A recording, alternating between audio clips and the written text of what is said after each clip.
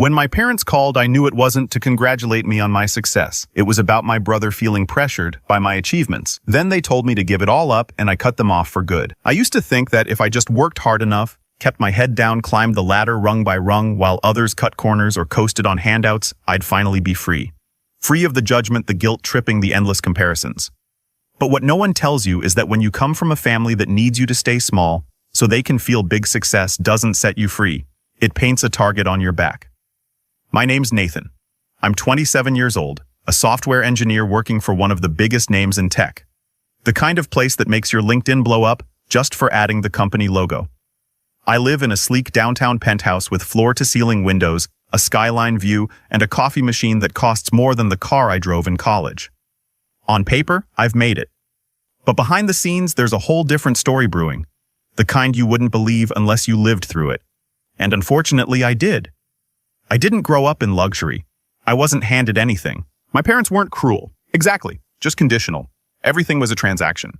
Love, attention, pride. You had to earn it. And even then, it came with strings. My younger brother Brandon never had to worry about that. He was the golden child. He could bomb out of classes, get arrested for petty vandalism twice, and still be met with. He's just figuring himself out. Me, one missed homework assignment in 8th grade, and I got the silent treatment for a week. When I told my parents I wanted to go to college out of state, they laughed. Not a chuckle, a full-on belly laugh like I just said. I wanted to be an astronaut at 18. You think we're going to take out loans for that? Be serious, Nathan. So I got serious. I worked 2 part-time jobs through high school, saved every dollar. In college, I averaged 70 to 80 hours a week between classes tutoring food delivery and night shifts at a security desk where I coded on a beat-up laptop while watching grainy CCTV footage. I lived off caffeine pills and dollar menu burgers. I didn't party. I didn't date. I barely slept.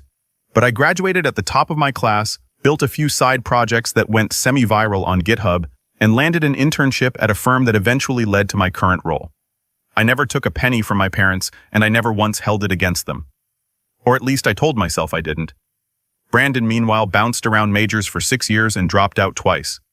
He never worked a real job, just odd gigs my dad lined up through his buddies. My parents kept telling him to find his passion, like that was a valid excuse for coasting into his mid-20s. When he finally settled on a photography business, they basically funded it. New camera studio space even covered his rent for a year to help him get on his feet. I remember coming home for Thanksgiving once during that time and seeing Brandon's new apartment. It had exposed brick walls, a giant canvas print of New York City, and an espresso bar.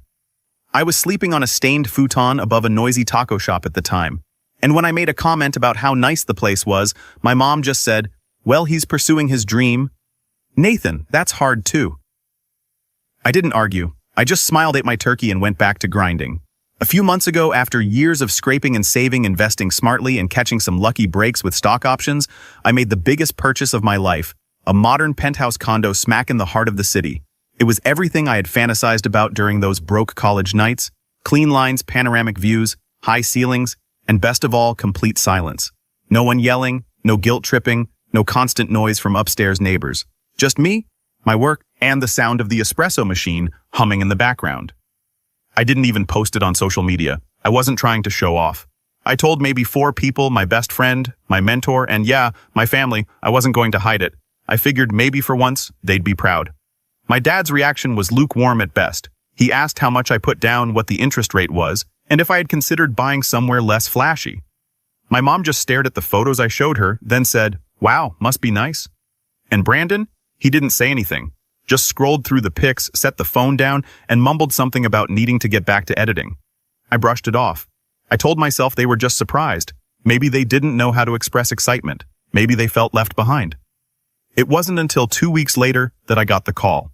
Nathan, my mom said, her voice weirdly formal. "We'd like to have a family dinner, just us." Sunday night, I asked if everything was okay. She said it was just a conversation, no big deal. The moment I walked into their house that Sunday, the same house I grew up in, with the same creaky staircase and lemon-scented candles, I felt at that tension, like I was being summoned, not invited. My parents were already seated at the dining table, both looking unusually serious. Brandon was leaning against the kitchen counter, arms crossed, jaw tight. "We wanted to talk," my dad began, "because there's been some hurt feelings lately." My stomach dropped. My mom folded her hands like she was leading a therapy session. Nathan, we're happy for you, really. But we've noticed your brother's been feeling inadequate, like he can't measure up. Brandon didn't look at me. He stared at the floor and she continued. We think it might help if you scaled things back a little, at least for now. I blinked. What does that mean? My dad cleared his throat. Well, this penthouse situation, it's a bit much, don't you think? You're only 27. You could get a nice apartment, live reasonably, save more. No need to be flashy. You think I should sell my home? I asked, making sure I heard him right. We're not saying that directly. My mom rushed in. Just consider how it looks, how it makes Brandon feel. He's trying, he's had some rough luck. And then you come in with this palace. Brandon finally spoke, his voice low. It just feels like you're rubbing it in, man. I stared at them, my heart pounding. For a second, I actually wondered if I'd fallen into some surreal prank show. Like there had to be hidden cameras. I worked for that place, I said quietly. I didn't win it in a raffle. I gave up everything for years. And we're not denying that. My mom said, palms raised, but family is about balance, about keeping each other in check. My dad nodded. It's about harmony, and right now, the dynamic is off. Something cracked in me then, not loudly, not all at once, just a small internal snap, like a wire that had been pulled too tight for too long. I stood up calmly and said, thanks for the dinner. I've got work in the morning. I didn't yell, I didn't curse, I didn't argue. I just left, got in my car, drove home to my palace and sat in silence for an hour staring at the skyline I had spent a decade chasing. I wish I could say that after that family dinner, the one where my parents politely suggested I sell my home because it made my brother feel inadequate, things simmered down. I thought I'd made my boundaries clear. I thought leaving quietly would send a message, but if anything, it made things worse, like I had insulted some unspoken hierarchy by refusing to shrink myself. And over the next few weeks, the tension escalated in a way I couldn't have predicted. Subtle at first, then not so subtle. It started with the texts. At first, they were harmless enough. My mom forwarding me links to affordable downtown lofts with notes like, see, this one's more modest, but still cute. Or wouldn't it be nice to have neighbors more your age? I didn't respond. Then came the guilt-trippy stuff. Brandon hasn't been sleeping well. He keeps comparing himself to you. It's breaking my heart. Or my personal favorite. Success means nothing if it tears a family apart. I ignored those two. That's when the others got involved. My aunt called me out of the blue, someone I hadn't spoken to in over a year. She launched into a faux concerned monologue about how proud everyone was of me. But maybe I should consider how hard it must be for Brandon to constantly live in my shadow. You've always been the driven one, she said sweetly, like I'd been hoarding ambition unfairly. Maybe tone it down a bit for everyone's sake. Tone it down for everyone's sake. I asked her if she'd be willing to tell Brandon to tone down the freeloading. She didn't like that. After that, my mom tried a different angle. She invited me over for a just us lunch. No dad, no Brandon. I was skeptical but curious. I showed up to find the dining table already set, pasta boiling on the stove, and my mom in her full apron and smile routine. She chatted about the weather, a new neighbor's dog, random bits of gossip, until finally she slid a manila folder across the table. What's this? I asked. Just something to consider. Inside were brochures, therapy centers, specifically family counseling services. She sat across from me with that practiced, pitying expression that always meant she thought she was being generous. I think we all need to heal. She said, you've been so angry. I laughed. Couldn't help it. I've been angry. You stormed out of dinner, Nathan, because you asked me to sell my home to protect Brandon's ego. Because we were trying to help you see the bigger picture. That lunch ended with me leaving mid-bite. After that, the gloves came off. Brandon started showing up to my place uninvited. He'd text me 5 minutes before or not at all. The first time he buzzed my unit claiming he was downtown for a shoot and needed to use my place to charge his equipment. I said no. He buzzed again and again. I ignored him. 20 minutes later, I checked the building camera from my phone. He was still there, pacing in the lobby, visibly irritated. Next day, I got a furious message from my dad. Family means being there for each other, not slamming doors in people's faces. I replied, family also means boundaries. No response. Week after that, Brandon came by again, this time with coffee and donuts, like it was some casual drop-in. I met him in the lobby before he could come up. Thought I'd bring breakfast, he said, holding up the bag. I'm working. You're always working because that's how I got here. He stared at me, then dropped the bag on the front desk and walked off. Didn't say another word. I didn't eat the donuts. I didn't hear from him for a while after that. Just radio silence from the whole family. I'd be lying if I said it didn't mess with me. I tried to focus on work, long hours, side projects, running teams, but the quiet got loud sometimes. That little voice that whispers, maybe you really are the problem. Maybe you could have handled it differently. Then came the betrayal. It happened on a Saturday morning. I was still in bed scrolling emails when I got a ping from my building manager. Hi Nathan, just a quick note. Your brother dropped off the photography prints for the lobby exhibit. We'll be installing them later today. I stared at the message, completely confused. My building often rotated local artwork in the lobby: photos, sculptures, paintings. I'd even recommended a few friends from art school days, but I hadn't submitted anyone recently, and I definitely hadn't signed Brandon up. I replied, sorry, what prints manager Brandon said, you cleared it. Said you wanted to support his work and thought the lobby would be perfect. He had access to the elevator already. Seemed legit.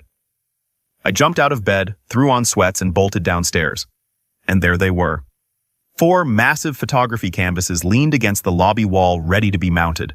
Stylized black and white portraits. Moody, dramatic, very on-brand for Brandon. But what caught me off guard were the captions in bold, elegant font under each image. Success isn't always earned. Privilege in disguise. Some people climb on the backs of others. Not all penthouses are homes. I froze. My hands started to shake.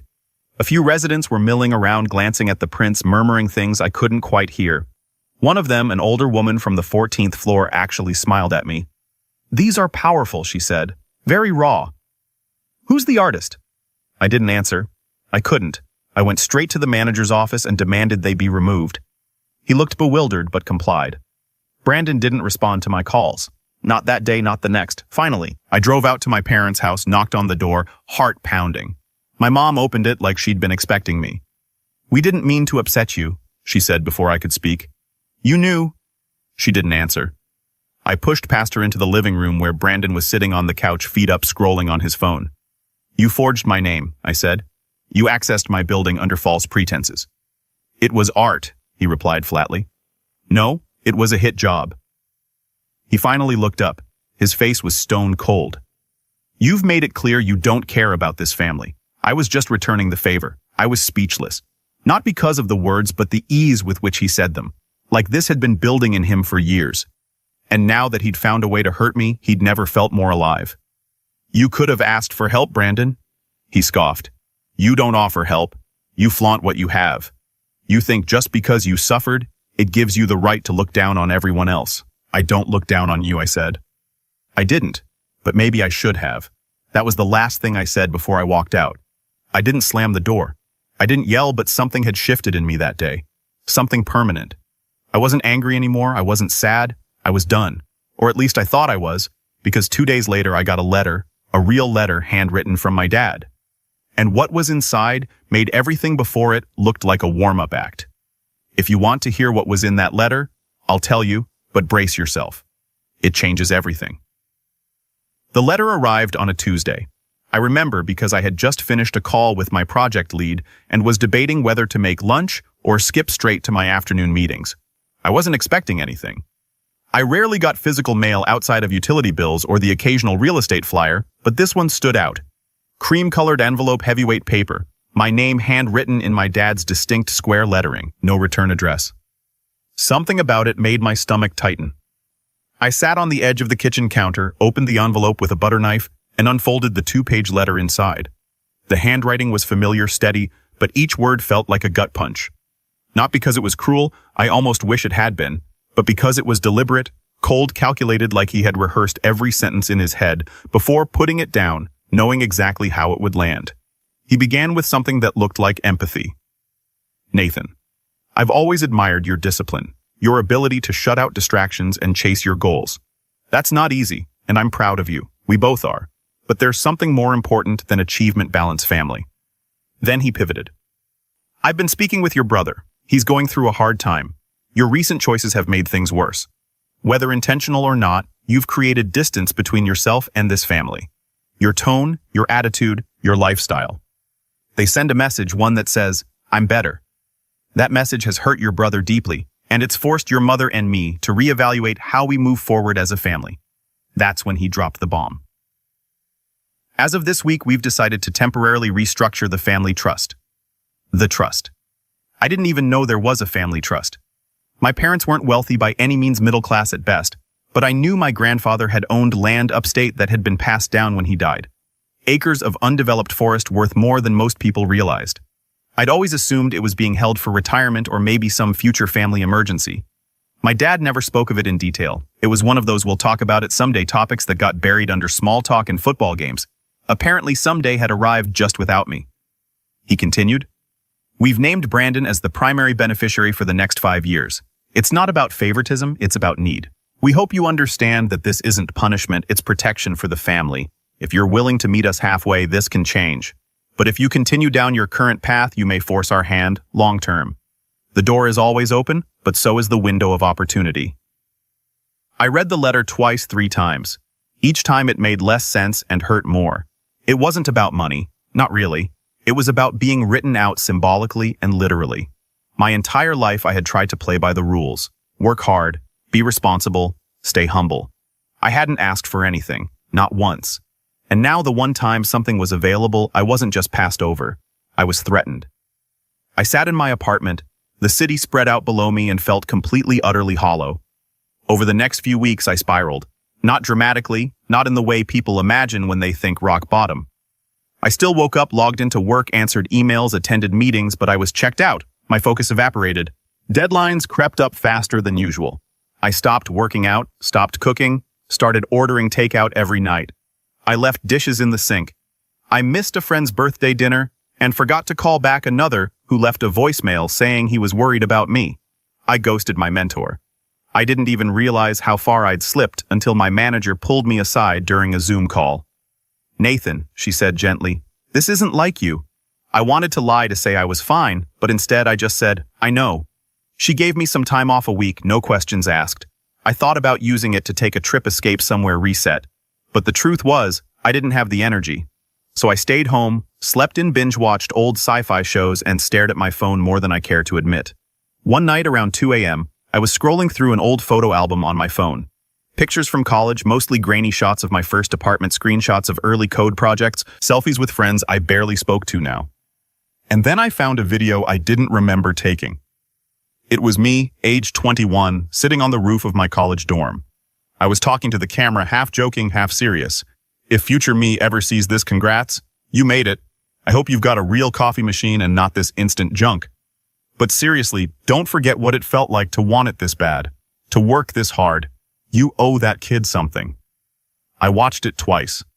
Then again, I don't know why, but something about that version of me, hungry, tired, hopeful, hit harder than anything my parents had said.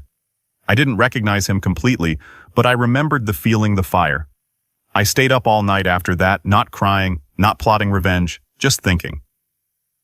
Next morning, I woke up and cleaned my entire apartment top to bottom, threw out every piece of takeout trash, washed the dishes, did laundry, made my bed like I hadn't in weeks. Then I sat down at my desk, opened a blank doc, and started writing something I hadn't written in years. A product concept not for work, not for anyone else, just for me. It was an idea I'd had ages ago. A tool for freelancers to track income, expenses, and contracts in one clean dashboard. I had shelved it during my early days at the company, thinking I didn't have time. But now, I needed something that felt like mine again. Something that reminded me who I was before I let their voices get in my head. I built a prototype in 2 weeks. Nothing fancy, just a bare-bones interface and some back-end logic. But it worked. And more importantly, it gave me purpose. I didn't tell anyone. I kept working on it in the evenings, slowly rebuilding my schedule. I got back to journaling, meal prepping, working out. Started attending team meetings with real input again. My manager noticed, so did a few coworkers. They started sending me bigger tasks again, harder problems. I crushed them quietly, steadily, and for the first time in a long time, I didn't feel like I was chasing approval. I wasn't trying to impress anyone. I was just living. A month passed, then 2, I stopped checking in on Brandon's socials. I muted the family group chat. I told myself I'd re-engage when I was ready, when I wanted to, and not a second before. One day I came home to a note taped to my door. "Can we talk B?" No envelope, no text, just 3 words. I stared at it for a long time. My first instinct was to tear it up, burn it, but I didn't. I took it inside, placed it on the counter, and left it there. I didn't call him. Instead, I kept building. The tool I had started, now called Ledger Lite, had grown. I'd onboard a few freelancer friends as beta testers. Feedback was promising. One even offered to invest. I turned it down. I wasn't ready for that yet, but it lit a fuse. I started planning a soft launch, bought a domain, hired a designer to clean up the UI, built a waitlist landing page, and one morning, as I was reviewing metrics, I realized something. I hadn't thought about the trust. The betrayal, the letter in weeks, not because I had healed, but because I had shifted the focus. They hadn't won. They had tried to knock me off center, and for a while they did. But I found something they never expected me to find. Myself. The version of me that wasn't defined by their approval or guilt. The version that didn't need validation from parents who only loved me conditionally or a brother who resented my existence. That version, he was just getting started. But then just when I thought I had finally built enough distance, something happened that pulled me back into the fire. A voicemail from my mom, tearful, breathy, rambling. I didn't know they were going to do this. Nathan, I swear. Please call me. It's gone too far. Your brother, your father, I can't fix this alone. That's when I knew something had changed. Something big. And this time I wasn't going to walk away. I was going to respond, but on my terms. I didn't call her back right away. That might sound cruel, especially after a voicemail that emotional, but you have to understand, my mother is a master of tone. She knows exactly when to use warmth and when to play the victim. I grew up watching her wield it like a scalpel. Soft voice, quivering breath, dramatic pauses, always stopping just short of actually saying anything direct, always forcing you to connect the dots, feel the guilt, fill in the blanks. She never left messages like that. And she especially never admitted she couldn't fix something. That was the first clue that whatever happened, it wasn't just a spat or another round of think of your brother. This was deeper, more volatile. But I wasn't about to walk into another emotional ambush. Not this time. I had worked too hard to reclaim my peace, to remember who I was without the noise. So I did something I never would have done 6 months ago. I didn't react. I strategized. First, I saved the voicemail, downloaded a copy. I didn't even know if I'd need it, but my gut said this was going to get complicated. Then I sent a quick message to someone I hadn't spoken to in a long while. Hey, can I buy you coffee this week? I need to talk. Family stuff. That someone was Jamie, a childhood friend of mine who'd grown up a few blocks over. We lost touch after high school, reconnected briefly in college, then drifted again. But Jamie knew my family had seen the dynamics, heard the arguments, been there the night my dad made Brandon lie about breaking the garage door, then punished me when I tried to correct the story. Jamie had always called it like it was. 2 days later, we met at this little cafe off 6th Street. Low lighting, good pastries, quiet jazz in the background. I didn't even sit down before she gave me a look and said, "Okay, what happened now?" I told her everything from the penthouse guilt tripping to the fake art exhibit, the trust betrayal, the fallout, and finally the voicemail. She listened the whole way through without interrupting, sipped her coffee, eyes sharp. At one point she muttered, "Unreal," under her breath. When I finally finished, she leaned forward and said, "They're bleeding you, Nate, just emotionally instead of financially." I know. No, I don't think you do. This isn't about the money or the apartment. It's about control. You're the only one who ever broke out of their little orbit, and now they're trying to drag you back. I stared down at my cup. So what do I do? Her lips curved into something between a smirk and a challenge. You stopped defending and start playing offense. I blinked. What does that even look like? Jamie tapped her finger on the table. You said there's a trust. You were written out. Brandon was made sole beneficiary temporarily for 5 years. Does it have to be 5 years? I frowned. My dad made it sound like the decision was final. Jamie raised an eyebrow. Doesn't mean it's legal. That's when the first piece of the plan came into focus. I didn't know the specifics of the trust when it was set up, how it was structured, what rights I had. But if there was a document, there were laws around how it could be changed, especially if it was my grandfather's land. That made it generational, possibly irrevocable. So I made another call, this time to an attorney, not just any attorney, a former mentor of mine who had transitioned from software law to estate litigation a few years back. I didn't have to tell him much, just enough for him to agree to review any documents I could get. You're not filing anything yet, he warned. We're just gathering information. Be smart. Smart. That meant not storming into my parents' house demanding answers. It meant baiting them gently. So I sent a message to my dad. Short, calm, almost passive. Hey, got Mom's voicemail. Hope everything's okay. Want to catch up this weekend? Maybe clear the air. He replied in under 5 minutes. Glad to hear from you. Sunday afternoon work.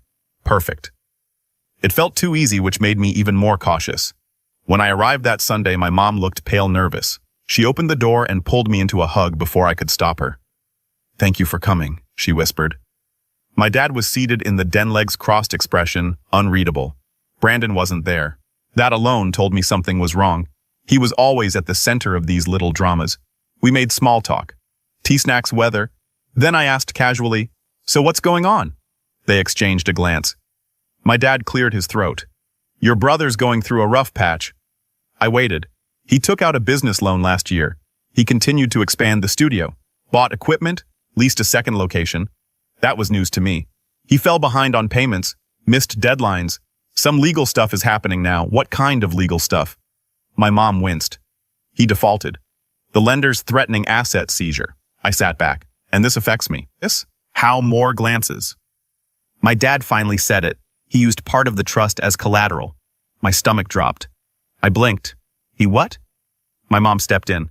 It wasn't the main land parcel, just a sliver, a few acres. He thought he could flip the profit quickly.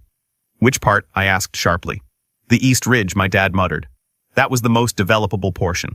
The one with road access. I didn't even know he had access to do that, I said. He shouldn't have. My mom said quickly. But your father, we thought it would help him get stable. Let me guess, I said, leaning forward. The paperwork wasn't clean. Now the whole trust is being reviewed. Neither of them spoke. I stood up, walked to the window, took a breath, then I turned. I want to see the documents, all of them original trust addendums transfers. My dad stiffened. That's private. Not if it affects my legal inheritance. Not if Brandon's actions are jeopardizing it. You can either let me review it with a lawyer or I subpoena it. Your choice. It was the first time I'd ever seen my father truly angry. Not yelling, not slamming fists, but that low, simmering fury that came from someone used to holding power and suddenly realizing they didn't have it anymore. You've changed, he said coldly. No, I replied. I've just stopped apologizing. I left with no hug, no goodbye, no snacks wrapped in foil like old times. 3 days later, my lawyer had scanned copies of the trust and all its modifications. And sure enough, my name had been quietly removed through a document that, according to him, wouldn't hold up under scrutiny. The trust had been set up by my grandfather with a specific clause. No alterations can be made unless all named beneficiaries agree in writing. I never signed anything. My signature was nowhere to be found, which meant the 5-year restructure was not only illegitimate, it was grounds for a full reversal, possibly even legal action. Jaime was the first person I told. We met again at the cafe, and when I laid out the facts, her grin grew with every detail. So what now? She asked. I exhaled slowly. Now, I said, we stopped playing defense. I gave them one more chance, not out of mercy, but out of strategy. After reviewing the documents, my lawyer and I crafted a simple, polite letter addressed to both of my parents. It outlined without emotion or judgment the legal inconsistencies in the amended trust. It cited the original clause from my grandfather that prevented unilateral changes. It highlighted the absence of my signature. It closed with a clear, non-confrontational request. We respectfully ask for the immediate reversal of the unauthorized modifications, including the removal of Nathan Carter as a beneficiary. If not resolved by date, we will proceed through the appropriate legal channels.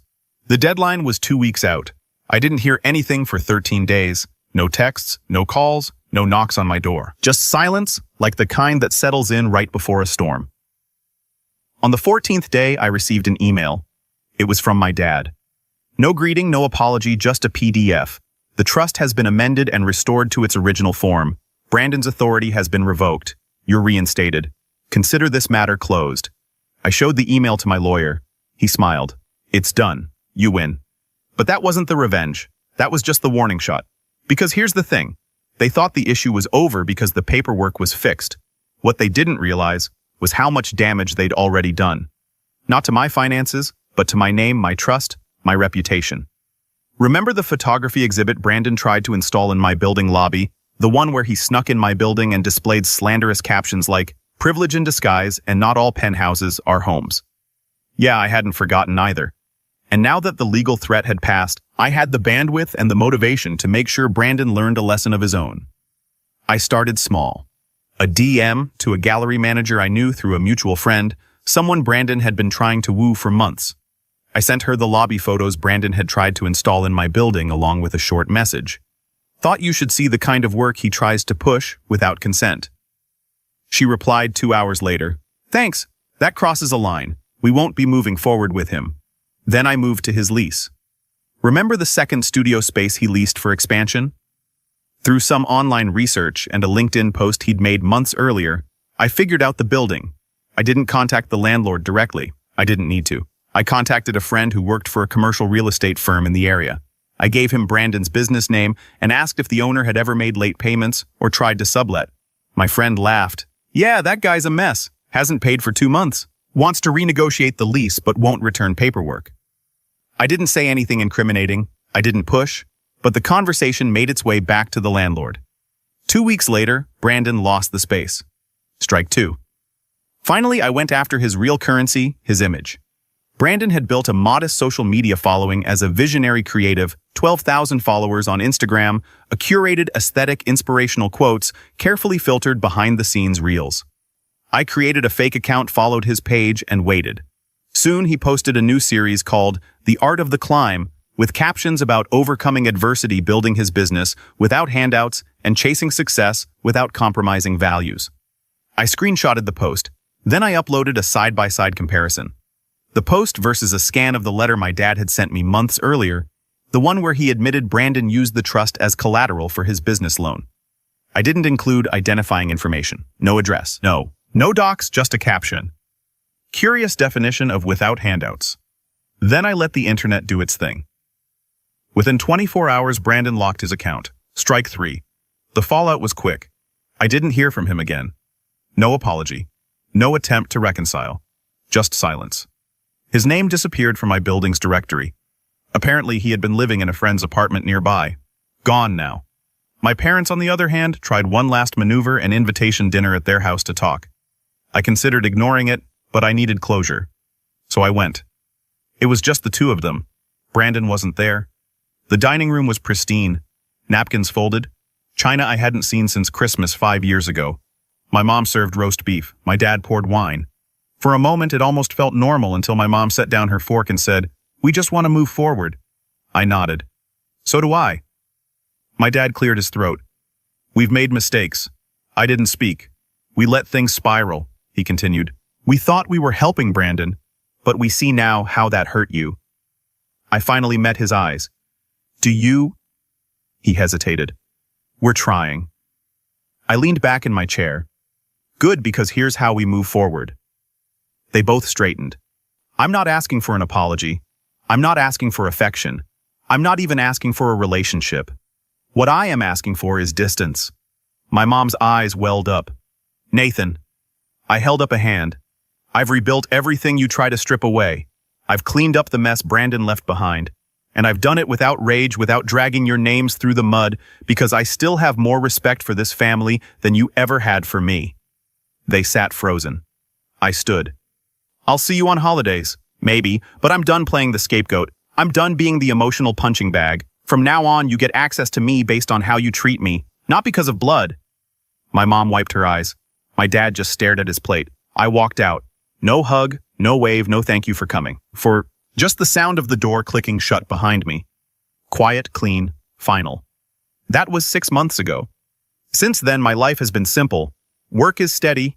Ledger Light launched with 3,000 signups in the first month. I hired a small team. Quiet growth, no flash, just results. The penthouse still mine. I upgraded the coffee machine. My parents haven't called. Brandon's social media remains inactive. Word is he moved out of state. Sometimes people ask me if I regret any of it, if it was too much, if I wish I had just let it go. But here's the truth. I didn't burn the bridge. They did. I just made sure they couldn't rebuild it with stolen wood.